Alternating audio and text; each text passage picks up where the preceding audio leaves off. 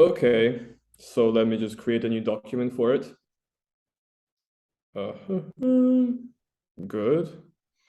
So now I should, of course, share my screen like we always do. Desktop, and help me God, this microphone is gonna work. Inshallah. Okay, so I have prepared the first column. I'm just gonna drop it here, and we do like nice. Okay. Yep. I think this is actually a translation. Like this is not like this tablet was originally written in Akkadian and then translated to Sumerian.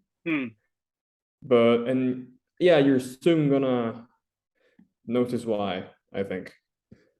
So yeah. Or maybe we could do something like this. I keep the text on one side and the tablet on the other. Perfect. What do you think? I do this. Yep, that's good. Yeah, that's good. Doesn't cover anyone's face. Hang on. I'm just going to move us. There we go. Good. This feels pretty balanced. Yeah.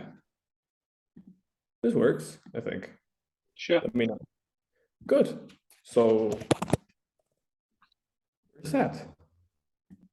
Well, times new as always. Do we usually do times new? Yes, we do. Okay, let's do 12. And let us begin with line number 1. Who wants to take the lead and do number 1? I can take it. I only got a few lines in, so let me start early then, while I still have material. So that is Hammurabi or P. Right. Well, a name we are already somewhat acquainted with, right? May have heard it before. It was the only way how I could identify the Ha sign. Rings the bell. The was easy, the Mu was easy, but the Ha looks completely different in his sign list. So that took of flipping around. All right. So Monsieur Hammurabi, the one and only. What about it? Well, what about it? Rasmus, what about it? Yeah. This does look a bit different from what I'm used to, but I'm guessing the first one is the Lugal. Yes. And then the next one is Kalak, and then Ga. Right. We've seen those before. Do you want to do number 3 as well for the sake of continuity, or? I can try. I've not had much time to prepare because it's been a busy week, but the first one certainly Lugal as well. Same for me, I've been hella busy, yes. And then let me just check. This is a tough one. I'll give you that. You can figure it out from context. What is Hammurabi king of? Yes. Yes, I know the answer to that.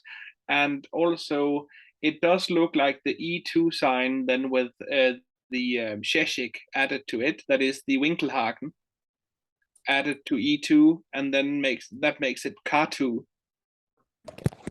Nice. Which is the sign for door. Right. And then it's of course An or Dingir. And the next one is Ra. It's the same one we have in the first line. And then we have Ki at the end. And I know this word because it's a fun reverse translation. Just fetching the G with the thing. Yes, I realize. So literally, it's Lugal Ka Dingira Ki, with the ki as a determinative. Right. And what is the door of the gods? That's Babylon. Right. And you said reverse translation because you mean this time it's going from Akkadian to Sumerian and not the other way around, or? I've been taught by people who know more about this than I do, who say that this is a back translation from Akkadian into Sumerian. Makes sense. And not the other way around. Yeah. Gotcha. Yeah.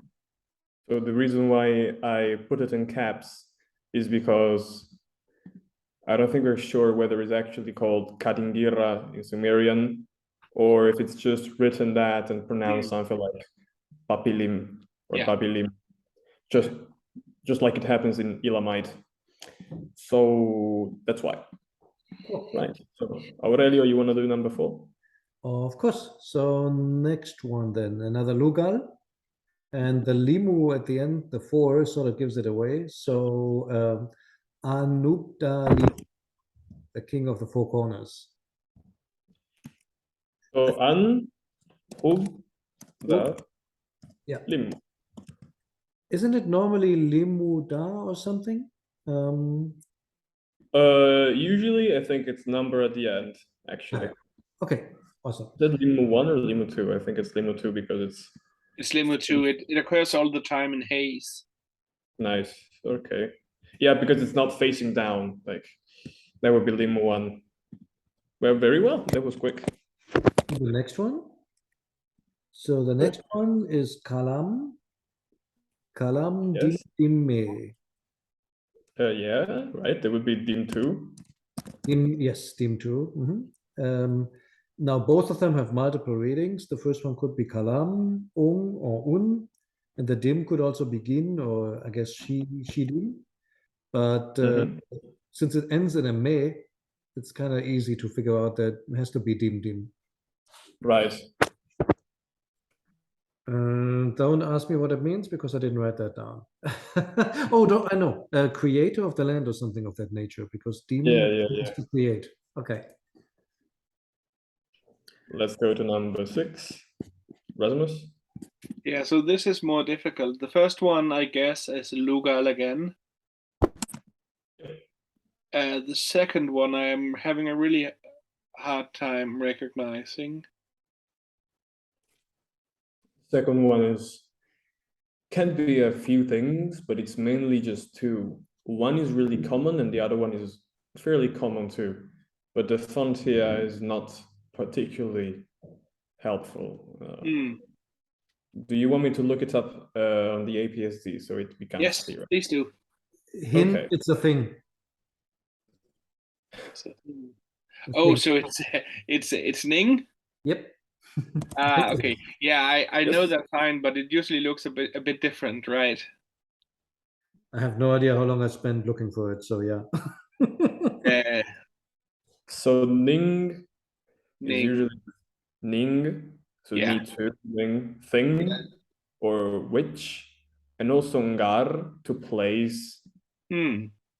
And sometimes another very common reading is Ninda, which means bread. It's the same one you use in pad, then you put an U in front of it. Yeah. Yeah. And also Nindan. Yes. Sorry. That looks quite a bit different. Nindan is just pole. Okay. Pole, but it's also just a measure of length. Yes. So yeah. So the king of the pole. King of the poles. And then the next 2 signs are obviously identical, but I don't know those ones either.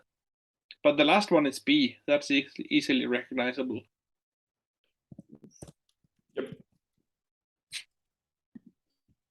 So how do we want to go about the signs which we do not know? Should I open my Christology on PDF? I can try looking it up in Volk. So this should be easy enough because it has a pretty clear structure as to the sequence of the wedges. Yeah, it's probably so it starts with 1 and then goes to 3 or 4. Let's see here. And then it has 4 again and then 2. Page 50. Page 50, okay.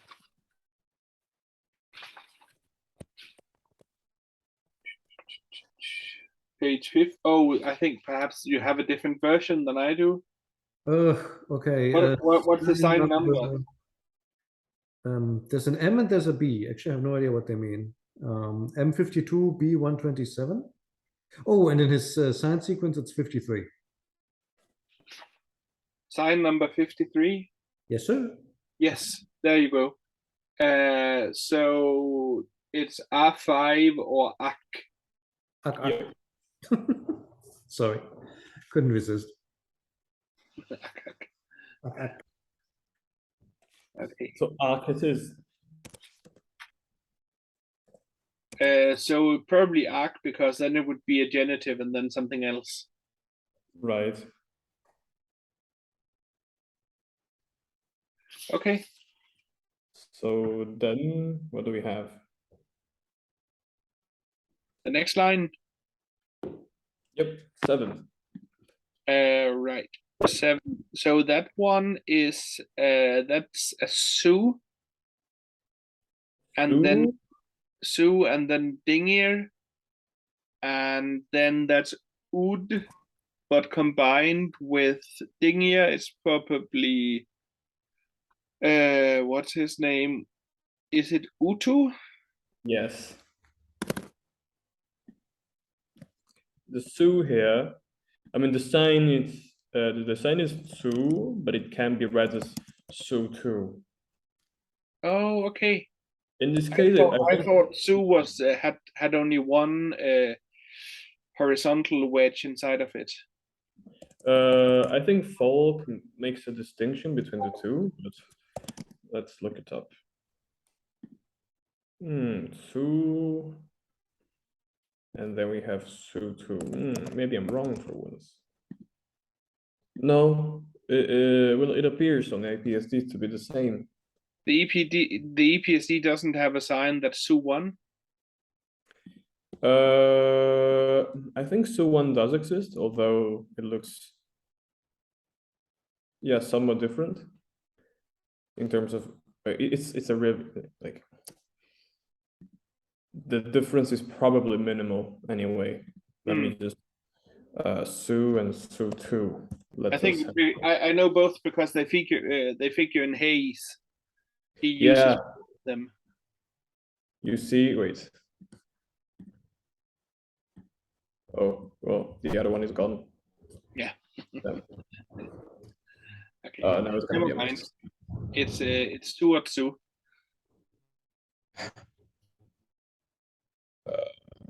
How do I get it? Okay, good. Yeah, so basically Su has one horizontal line, well, Su1 has 2. And this happens to have 2 actually. So then it's actually Su1. And I'm wrong. I remember that I think Hayes says it means a body. Or flesh. Yeah, flesh. It says flesh there. Yeah. Flesh and body. Or entrails. Nice. Yum, yeah.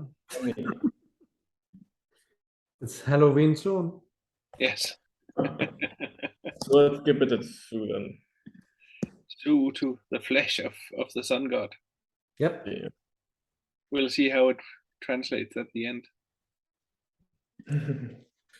The next line gave me trouble because, of course, obviously it starts with a Dingir sign and then it ends with a Ra. But what is this thing in the middle? It has like an Utu at the right-hand side, but I can't make anything of the left-hand side. It's actually 2 things. You know this one, I think. Well, something that really helps is keeping in mind how Ud looks in the Neo-Assyrian version. If you know that, yeah. And then looking up the first one. Well, the second one after Dingir. Yep. And I couldn't find the first one. What is that? The first one should be Mar or Mah.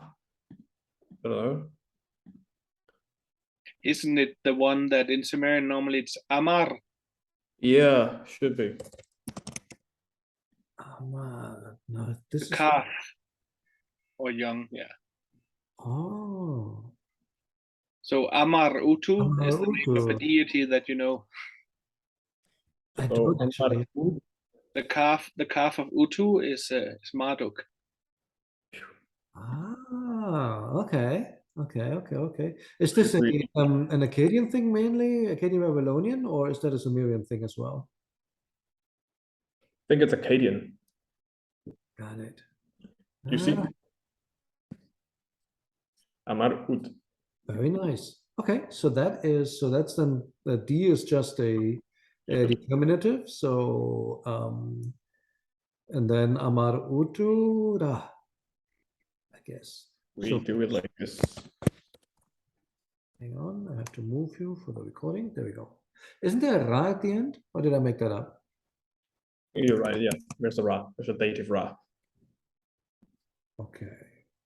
And then the next line, the little thing at the beginning. I don't know what that is either.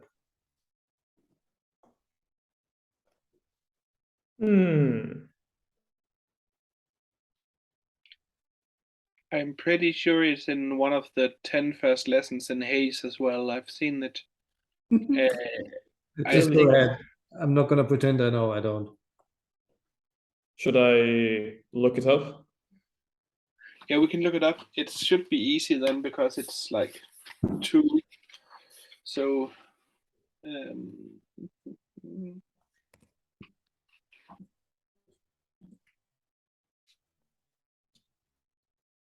there you have it. Yes.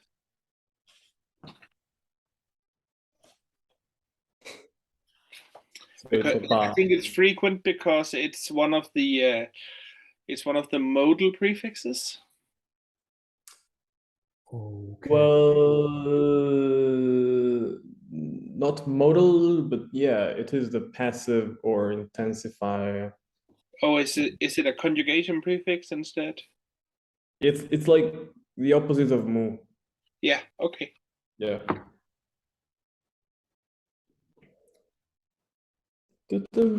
So we have ba. Interesting. Okay. So wait.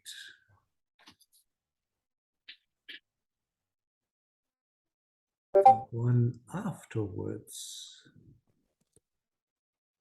It's not an Utu, it's something else. The sequence of strokes is different. Right. Yeah, it is different. It is different. I don't recall what it is though. That's as far as my preparation got me. So I take help on this one. Good.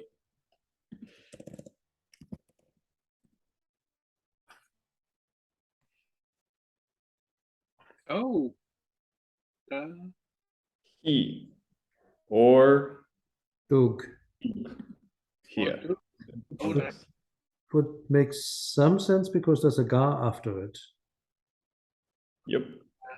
So far hypothesizing ba du ga something. Yep. And the last 2 are up to your jurisdiction. So. Up to my jurisdiction. Yeah, you have to look them up. Oh. I'm sure you know the last one. It looks very Enish to me. Yes. It does indeed look Enish. And the one before that one is pretty simple as well. Go for it, Rasmus. There's nothing to involve to look up. Well, what do you call the verticals again? 2 verticals. Are they called ash or something? The vertical is called dish, Ish. and the horizontal is called ash. Oh, this is one ish and one ash. Okay. 1 dish and 1 ash. Wonderful. 1 ishash. That shouldn't be too hard. So that would be May then. Yes. Yeah, it's just the same May that were before. Okay. Yes, at the end of line 5. You're absolutely right. So it becomes Badugamen. Badugamen. Right.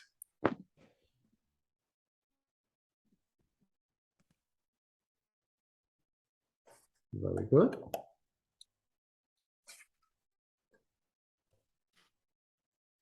Another sign that looks like it should be in a circuit diagram.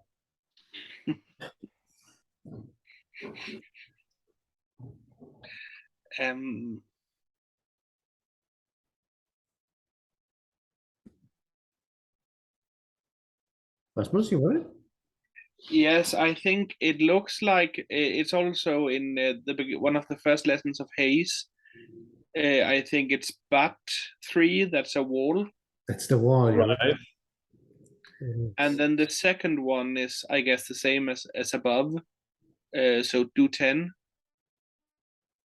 And then the third one, I have no idea.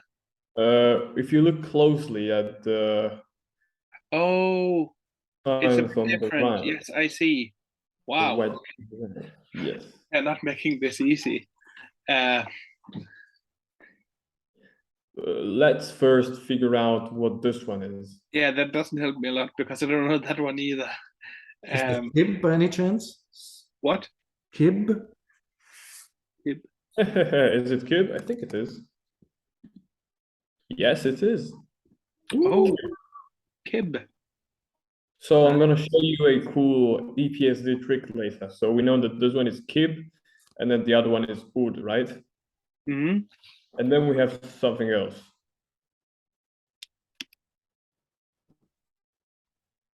We have another. Yes, the oh, Jesus, what is that? Is it Nun? Is it? I think it is. It is indeed. No, Nun. Yeah, it could be Nun. It should have one more wedge, shouldn't it?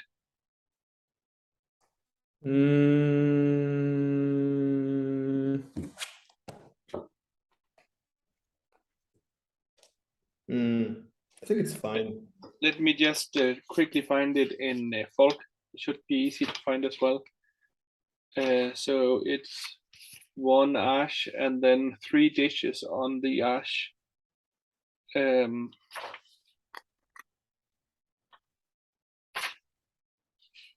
Ash, here we go. Ash, dish, dish, dish. So I think it's fine. Might be wrong, but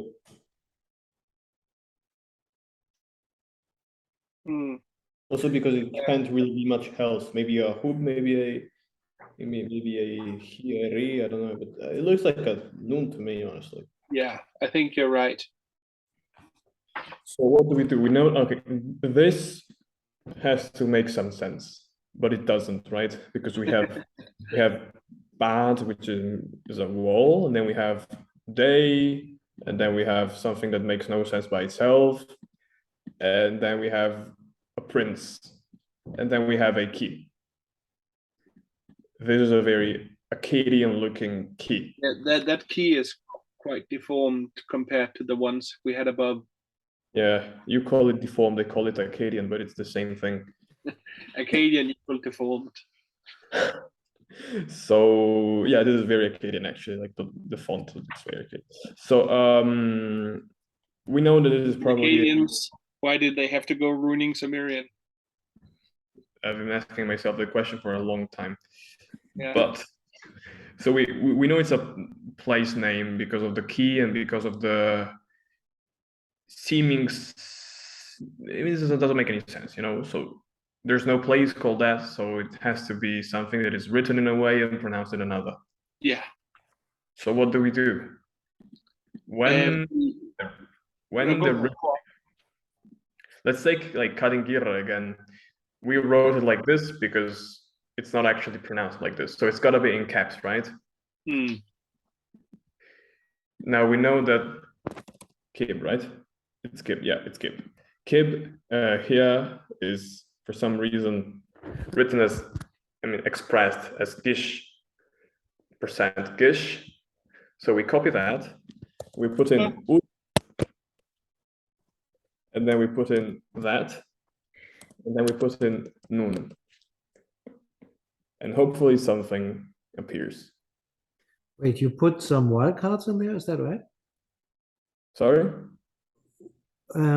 Explain the gish, percent gish thing. Okay, wait, let me So when you look up a sign, let's say ba, right? Ba is a very simple sign. It's like elementary, right? It's only one thing, right? And you have it. But some other signs, they are actually combinations of more cuneiform characters. Right. Take dach, I think. Yeah, dach is two moos, one on top of the other, like one stack on top of the other. So you have mu, this, and then mu and mu. This. Okay.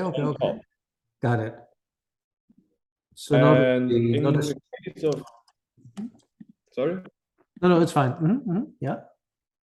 In the case of kid, I think it's two different characters, cuneiform characters, intersecting each other. And percent here means just that. It's actually two gish. Very cool. What does a single gish look like? Is that the wood sign? Yeah. Oh. Wow. Okay. So impressive. Okay. For reasons, it is expressed like this when it's in caps. When you have to look up the absolute form of it, you don't look up kib, you look up gish percent gish, right? So we do ud, and then gish percent gish, and then nun, and hopefully we get something. Ha, we don't. Maybe this. That is hard to use, my God. Maybe this. Ah, I got it. Okay, you know what? I am getting mad. Okay. He wants war, we give them war.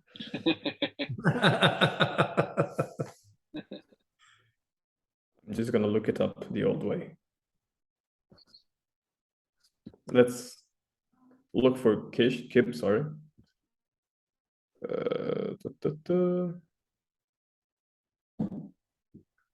Kib, okay, it's a kib. Now, ud. Maybe, yeah, I should be looking up the first one, I think. Yeah, ud. Okay. Did you guys see how the kib? So it has like collocations on the right. Yeah. Wait, let's look. Let's glance back at kib.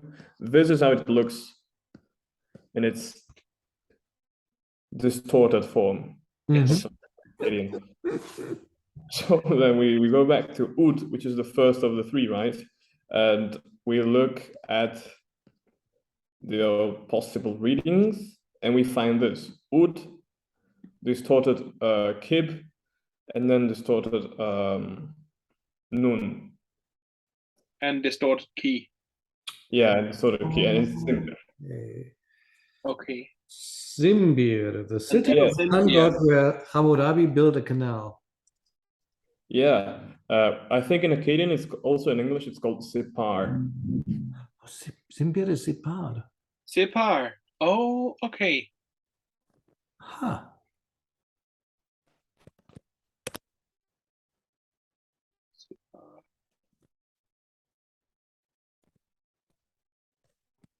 Yep. Wow, that was complicated. That was a bit of a... But I mean, I guess it's like when you read sort of Nuburlaki, and then that's Lagash. Now I'm mad, because this is exactly what you're supposed to be looking up. But if you look it up, it doesn't work. Okay. Well, I wanted to make you proud, but there you have it. You see Sipar and Zimbir, both reading possible. So yeah. Okay. So how did you search for Zimbir at the bottom, and then you chose sign? Yes. I looked up Zimbir directly because I was getting tired of.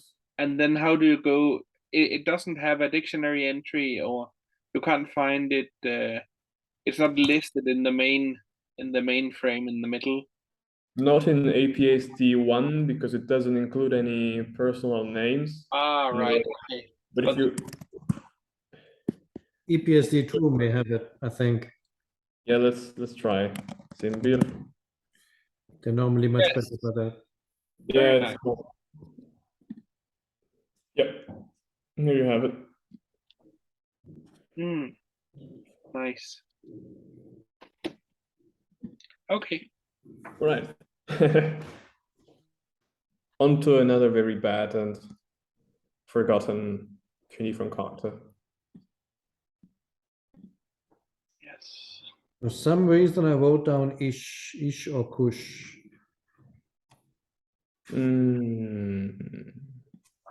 Kush. Now I try to find it again because I remember I saw that flipping through the pages. Yeah, it might also have the reading of Kush. Maybe not Kush 1, but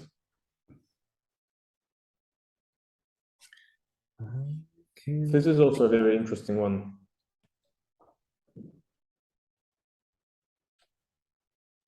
For a reason that is very not proper, but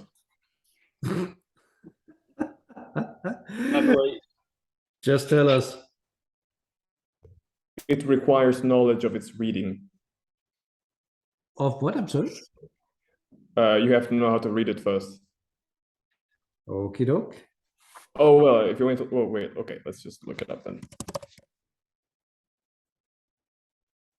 Sahar. And Sahar happens to mean desert. Yes. Oh. The Sahara, you know. Is that real or folk etymology? It's. I think the Sahara has an Arabic etymology, doesn't it? Yeah. It's Sahara yeah. doesn't come from Old Arabic, but Sahar for some reason. I mean, it's convenient. This is a. Is it a Sumerian word? Yes, it's a Sumerian word. Yes. So yeah, that I guess that kills the Sahar theory right away. Okay, very interesting. So Sahar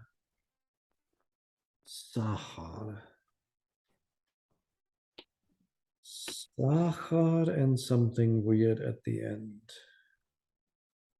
It's a case, grammatical case ending. It's not she, it's not ak, it's not gin, it's not so is it a ta? Deformed ta. No, it's not that deformed. It looks fine. Right. It's actually okay. When you said it's an ending, I thought, wait, is that ta? Yeah, it is ta. Yeah. All right. I like how it's very it's very spaced, like just like space one from the other. Right. Yeah, he likes to do justified for sure, right? Justified font. Yeah, how do you say Google Documents in Sumerian? So next thing looks kind of quiche. Is it? Oh, I hate this one. It's one of my least favorite. What, sign? Yep, this one. I mean, it looks a bit like an original key, but considering how he writes that normally, it must be something else. Key. Well, actually, I think the base for this kind of signs is actually the one we saw before, like the do 10, which is essentially a key. Let us look it up again.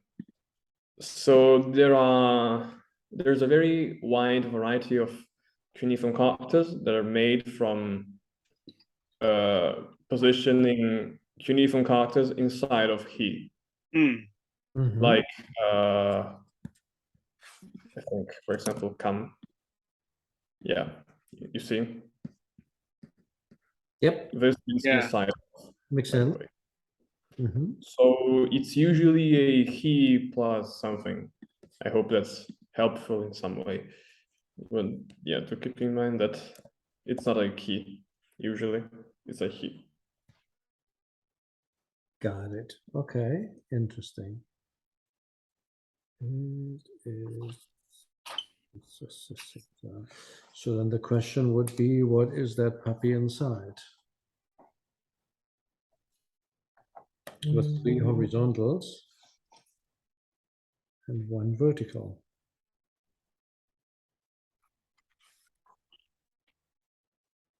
Not sure myself, actually. Maybe a gish? I don't know. Should I look it up? Might as well. Okay.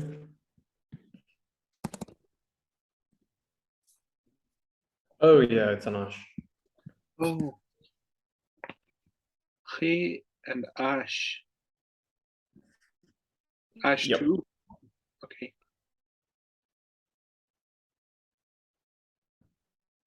Hur.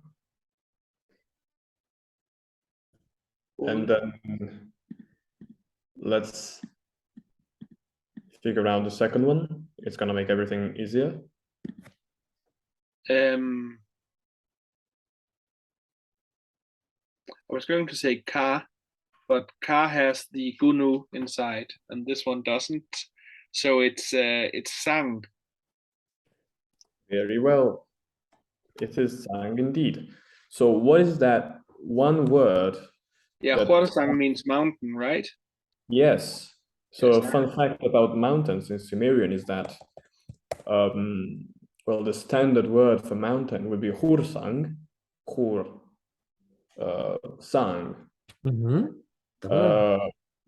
However, the Zagros in particular is usually referred to as kur, as well as, you know, kur, this one? Sure.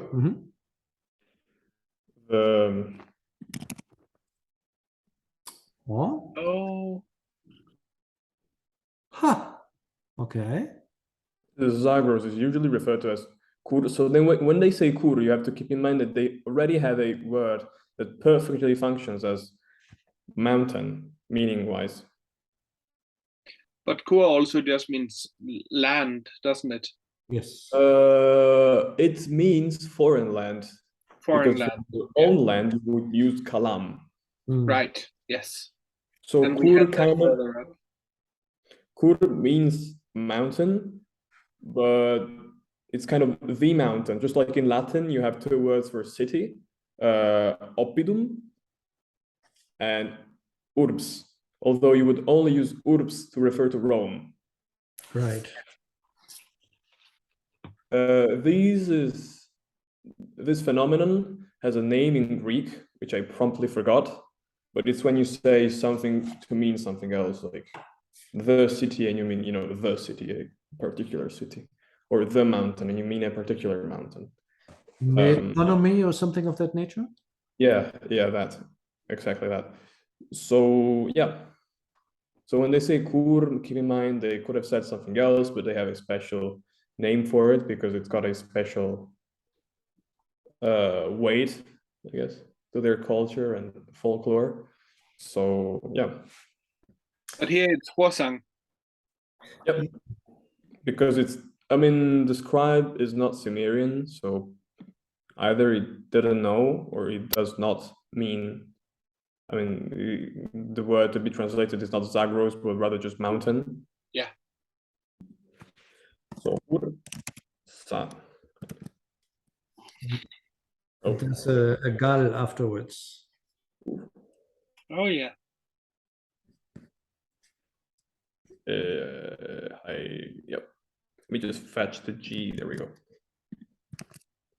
Right, gal. And the last one is the same sign as in line 5 at the top.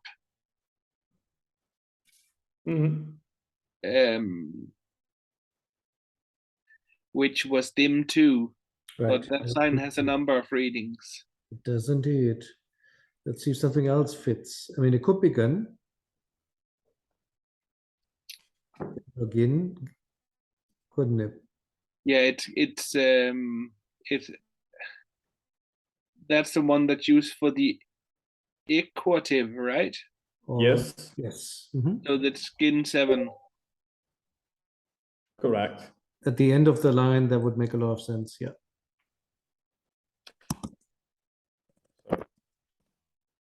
And then it's sang again. And is that one B? I think it's B. Yes.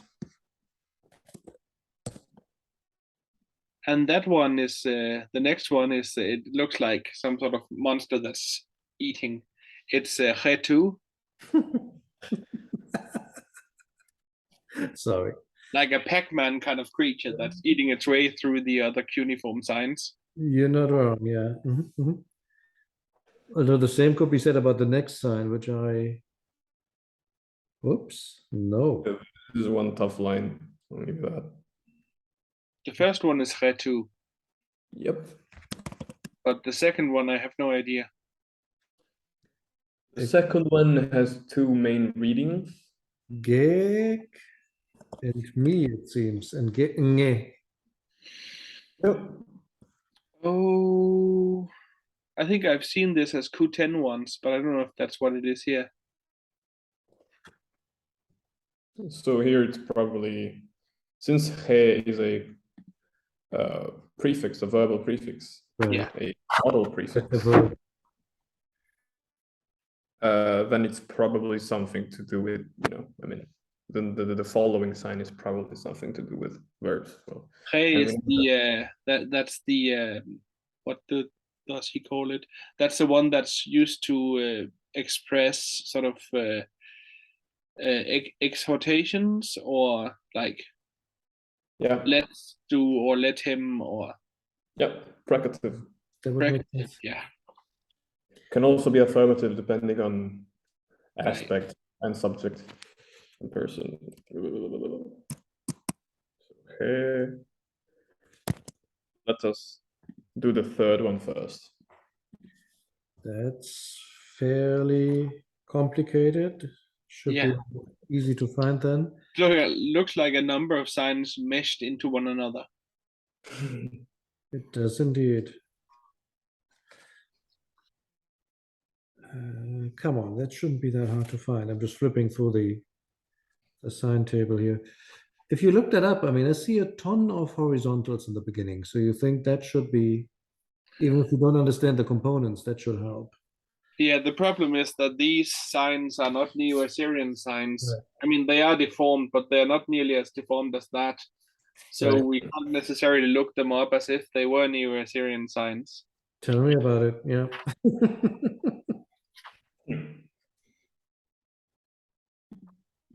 If you could decompose it in its constituents, that would help. But I can look it up if you want. Hang on, give it a moment. Give it a moment, give it a moment. We have the beautiful, I think I have it. Sign number 135. Guru or Il? Yes.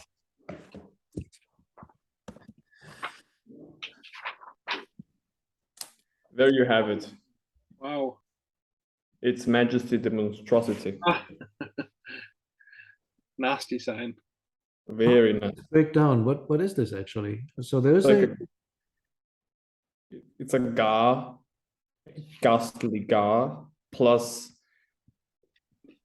a tail, and this. The rightmost part could look like a gish. Yeah, but it's. But there's something in the middle. Yeah. It's kind of a hybrid gish. So Guru 3 or Il 2. Well, it would have to be a verb, right? So this one sounds likely, if you ask me. Il 2. Since we have a ablative here, maybe it makes sense. You know, raise, carry something from blah, blah, blah. I don't know yet because I haven't translated it myself, but it sounds probable if you ask me. What did we decide for the middle one? Is that a geme il or something? So we have il too. And then here we have a vowel, and here we have another. So it's either me or me. I'm gonna go for me because the meaning doesn't change. And I think it's right in terms of vowel harmony. But it's clear that it's a abbreviated venitive, so a mu plus, you know, the vowel from the verb, and probably something in the middle which is not written.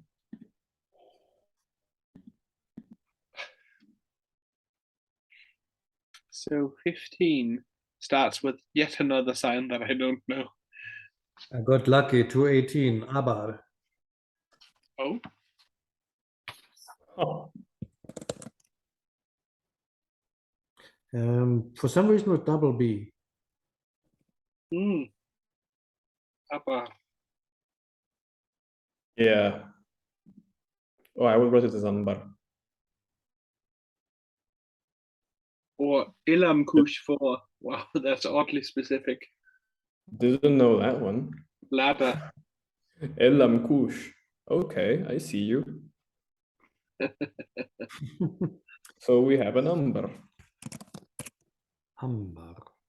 Okay. Isn't Kush the word that also means beer? Yes. Okay. I hope they had tones. Yeah. You hope they had what? I'm sorry? Tones. So that beer and pee isn't the same word. That could have caused trouble. Never mind. Ambaran, isn't it? Should be a ra. Yeah. And the next one I feel I should know and I don't. Sumerian, the land of continuous humiliation. Oh, yeah. So there are a number of signs that are like based on an ash with various numbers of dish signs and then Winkelhakens or other slanting wedges thrown into it. And one of them is Inanna. But I don't know if this one is. Nope. It isn't. And it's not even a re. Oh, Ria Re is the other one that's very common. Yeah. Admittedly, I tend to forget this one as well, although I perfectly know what it means.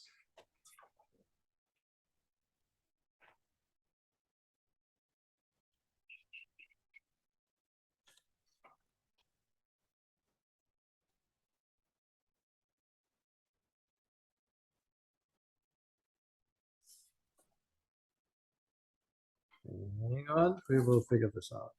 Just a second, just a second. This won't be long now. Winkelhaken. It's on. Sorry?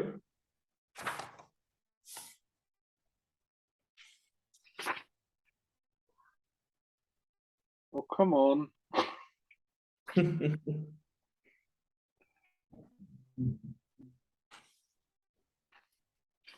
Some kind of religious building, I think.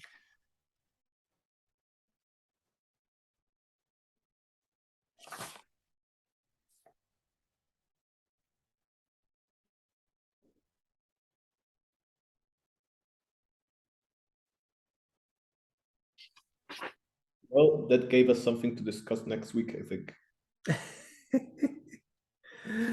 Okie doke. The reminder of do your homework before dialing in. Right. So I would leave it at that. Yeah. All right, sir. Thanks as always. Let's continue here next week. Will you share the document, or at least just to make it readable? We don't need to be able to write it, but it would be nice to have it as a starting point for. I intend to always send you guys the PDF of the corrected text and translation and whatnot after the class. So I'm probably gonna go through it and make some notes. Yeah. And then I'll just send you the PDF so you have something to work with during. Hey, by the way, some interest on the Egyptian side for signing up for introductory Sumerian in 2 months or so. Just saying. Sorry? Actually, should we? Okay, I'm just gonna stop sharing my screen. Okay. Sounds good. And I'm gonna hit the pause button, but just for people who actually listen to this, there may be an upcoming course. Just saying. Stay tuned.